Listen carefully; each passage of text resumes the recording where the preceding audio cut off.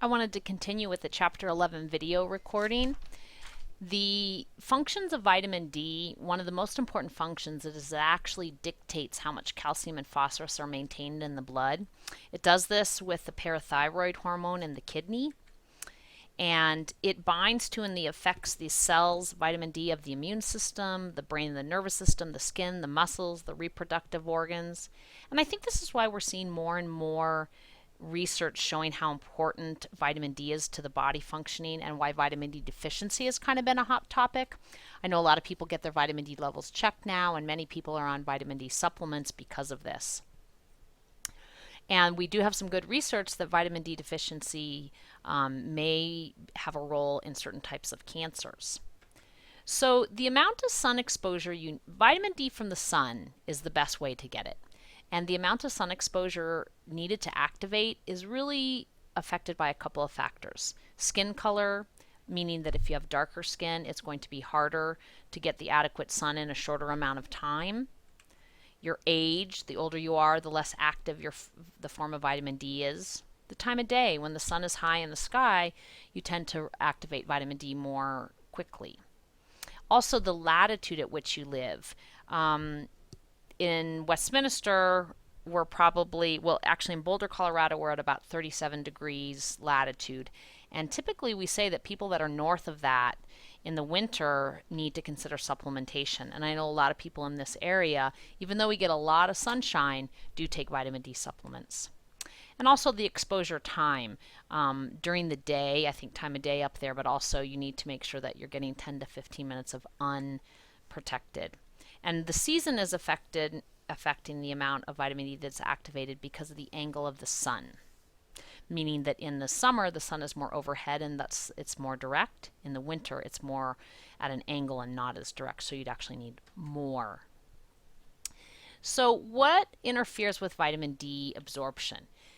Well, inadequate sun exposure because of northern latitude, excessive clothing, air pollution like smog, SPFs, age, we talked about, dark skin pigmentation, inadequate dietary intake.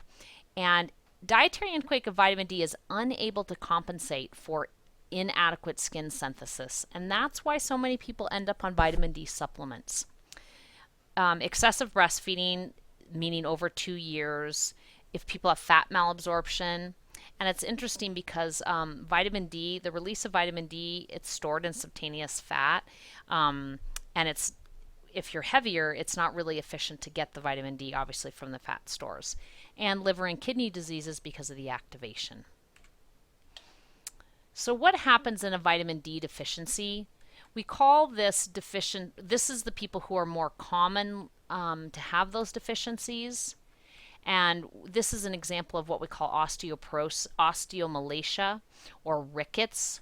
And what's happening is as the child is growing, he actually, as his weight is pressing down on the bones aren't calcified hard enough, so they're bowing.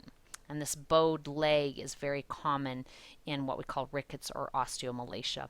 What I find interesting about this picture is a couple of things. One, he's very dark skinned, so he's not absorbing a lot of the sunlight.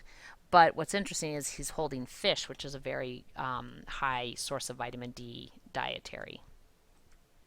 So we need about 15 micrograms or 600 international units a day. If you're older, you need a little bit more, and that has to do with the poor conversion in the body from the inactive form to the active forms. And there's a lot of talk because if you look at this, 1 cup of milk is only about a sixth of what you need in a day. So sun is really the best source of vitamin D. Where do we get it? Fatty fish, but a lot of people don't eat fatty fish. Fortified dairy products, again, not a lot of people are getting all the dairy they need. Some breakfast cereals. And you notice this fish intake up here. What I find kind of interesting about this is that when you look culturally at the northern climates in the world, places like Scandinavia and Alaska and areas like that, a lot of their diet is based on fish, okay, and the fatty fishes because they get them from their cold water, so those fish have a lot of fat. And what's really nice about all those fatty fishes is they're very high in vitamin D because in the winter you don't get a lot of vitamin D up north. The upper limit is 4,000 international units or 100 micrograms. And what happens if you have super high intake, it can actually increase the level of blood calcium, which can cause some calcifications. So it is important if you're on a diet vitamin D supplement to make sure that you're having your blood levels checked regularly to make sure that you're not getting too much vitamin D that's increasing your blood calcium levels. You would not get toxicity from sun exposure. Magnesium. Why is magnesium important in bone health? Because the rigidity in the cortical bone, and magnesium is important to keep that strength in there. And where do we get? I'm going to skip through this. Where do we get some of this magnesium? We get magnesium from things like plants. Okay, so whole grains, beans, bran, nuts, broccoli, and some milk and meat. So it's pretty widely available. What happens to excess magnesium? It can actually lead to diarrhea. So non-food sources can cause problems, but food sources, you tend to never OD on the food sources.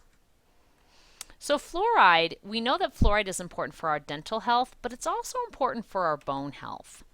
And when you don't have the fluoride, you have the difficulty is the hardness, especially in the teeth. Okay. Most of the fluoride we get is from fortified tap water. There is some in fish and tea and seaweed. One of the problems with fluoride is that excess amounts can cause fluoridosis, which can cause a little discoloration on the teeth. This does not happen from water intake, even with fluoridated water. This typically happens from excessive use of toothpaste, like children eating the toothpaste instead of spitting it out, or the dental rinses. So again, it's not recommended to use toothpaste until kids are 2 years of age, not to swallow the toothpaste, and make sure you're only using a pea-sized portion for kids. This is an example of the molted teeth that fluoridosis causes. So let's just review these micronutrients that function in bone health. Calcium provides the rigidity to bone. 99% of the calcium in the body is found in the bones and teeth. Phosphorus is a critical component in hydroxyapatite, which are the crystals in bone. Vitamin D regulates the calcium and phosphorus absorption. Magnesium promotes resistance to tooth decay by holding calcium in tooth enamel, and it also promotes the rigidity of bone. Fluoride is important because it strengthens bones and teeth. Vitamin C actually plays a role in the collagen synthesis, which may protect bones from oxidative damage. Vitamin K activates bone proteins. And then the other minerals I'm not going to really go into because they play a pretty small role, and most of that is in with collagen synthesis and vitamin C. So that is a good review of Chapter 11 for you, and I will update with a Chapter 12. Thank you.